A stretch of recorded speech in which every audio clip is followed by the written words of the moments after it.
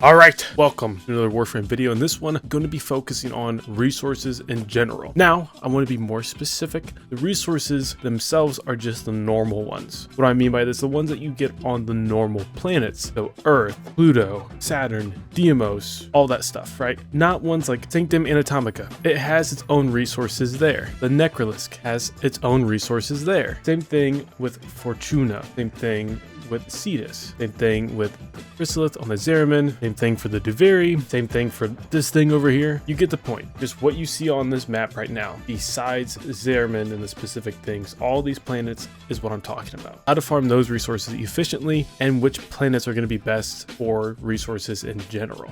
Now to get started, I want to talk about frames first. You may not know this as a beginner, but frames are actually really important to farming. Why? Some frames can give you bonuses on the stuff that you farm in the game. One of the first frames that you'll understand first as a beginner will likely be Necros. His third ability, without any augment mods, forces enemies that you kill to give you extra loot. Now this is locked at 54%.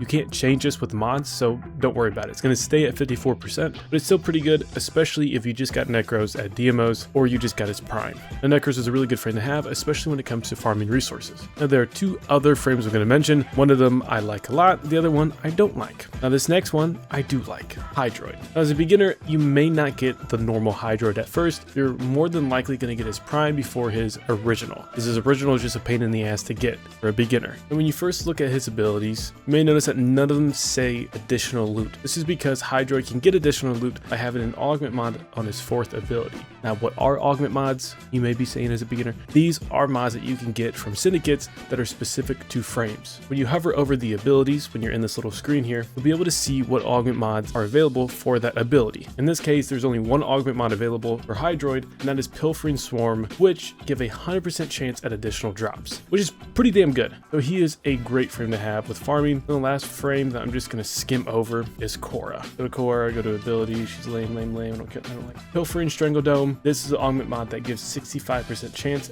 of dropping additional loot, so not as good as Hydroid, but it is better than Necros, although I would still pick Necros over her just because his ability is a lot more efficient and it's better to work with than this one.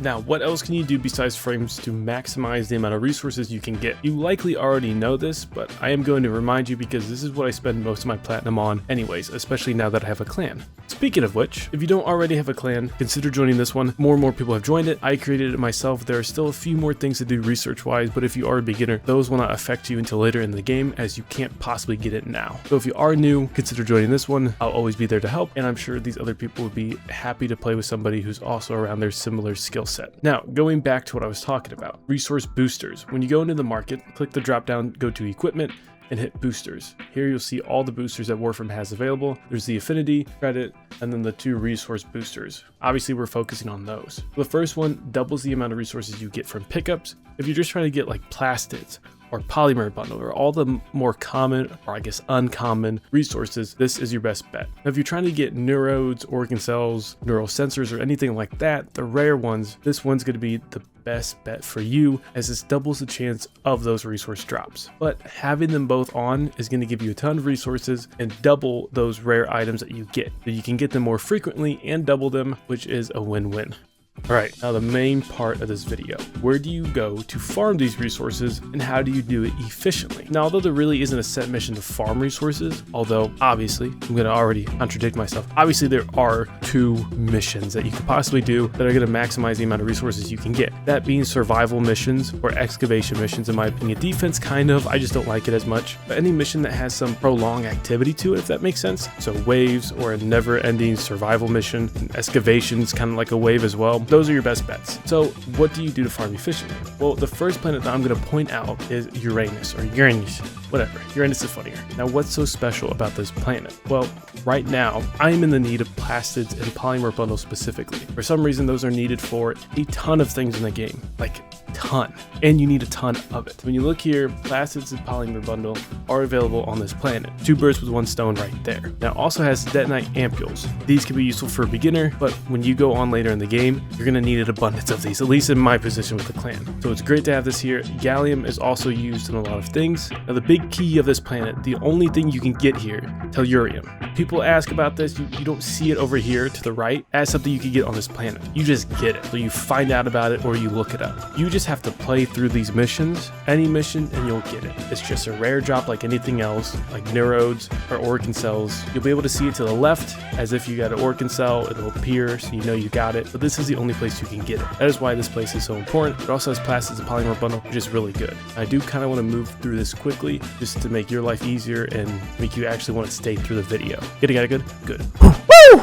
Now Saturn. Saturn's the next one. Why? Just mentioned it. Organ cells, plastids, and detonite ampules. Those are really good, and for some reason I have almost like the best luck with organ cells, so maybe that's just a coinkadinky coincidence, but I really like Saturn when it comes to farming organ cells, especially doing the survival missions here. Again, plastid's something you need in a lot of things, and that's where we're going to end that one off. Deimos. Also great for organ cells in my opinion, but it's really good for neurodes. As you can see, there are two rare things right there. You gotta get one, right? It's really good to get neurodes in my opinion. You'll get an abundance of nanospores. I have too many of those. I don't care for them. Mutagen sample is something that I really need right now, and it's really hard to get, and this is the best place to get that. So when I'm farming here for really mutagen samples and neurodes, I get the bonus of organ cells as well. Plus again, it's the best place in my opinion to farm for neurodes. I like to do the survival mission here. Also, this is where you could do organ vaults, so maybe you could farm here as you're looking for organ vaults. Now the next one, Pluto. Don't pay attention to steel path. Let me switch that for you.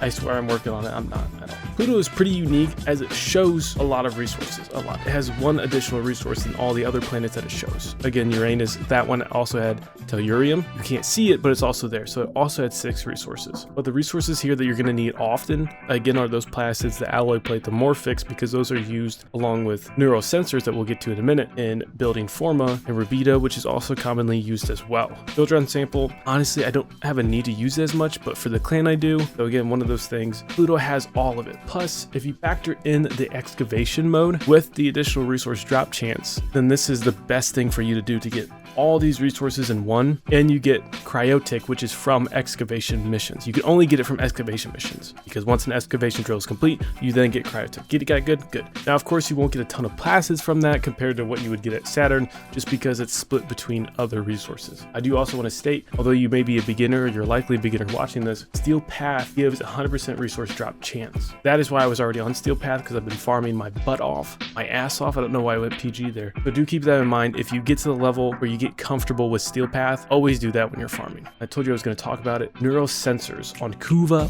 Fortress. Kuva Fortress is great for neural sensors in my opinion. It also has detonite ampule circuits. A lot of people for some reason need. I've never been in a need for circuits, but circuits are great to farm here. Salvage you'll need in a lot of things as well. That's very common, along with ferrite. Those two resources are extremely common to get. Alloy is too. I just use so much of it that it's scarce, but this is the best place to farm neural sensors. This may be a bit difficult for you as a beginner, but it is definitely worth it, especially doing those longer missions. And of course, I feel like I'm obligated to mention it. The Void, you can't see anything here, but it has argon crystals. This is really the main thing people farm the Void for. So if you ever are wondering where argon crystals are, it's the Void. Do a survival mission or just get lucky. Keep doing Hepit and keep doing Yuko when you're farming your relics, and then just hope you can find a little crystallized batch of argon crystals you can destroy and get some. Get it good. Man, I say that a lot, don't I? Fuck.